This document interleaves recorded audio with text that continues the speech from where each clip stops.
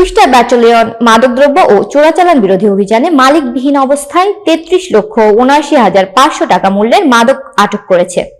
সোমবার 6 জানুয়ারি ব্যাটালিয়ন সদর ও সীমান্ত এলাকার দুটি পৃথক অভিযানে বিপুল পরিমাণ ইয়াবা, ভারতীয় মদ ও সিনডিনাফিল ট্যাবলেট উদ্ধার করা হয়েছে।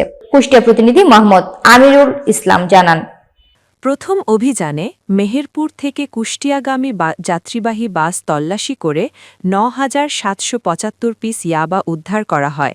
ইয়াবার আনুমানিক সিজার মূল্য দাঁড়িয়েছে ২৯,৩২,৫০০ টাকা।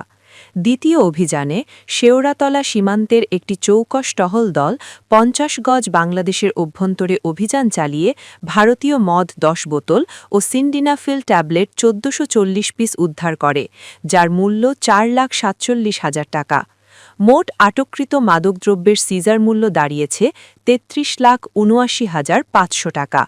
বর্তমানে এই মাদকদ্রব্য ব্যাটালিয়ন স্টোরে জমা রাখা হয়েছে এবং ধ্বংসের প্রক্রিয়া চলছে। কুষ্টিয়া ব্যাটালিয়ন জানায়, তারা সীমান্ত নিরাপত্তা নিশ্চিত করতে মাদক পাচার ও অন্যান্য অবৈধ কর্মকাণ্ড প্রতিরোধে কঠোর অবস্থানে রয়েছে।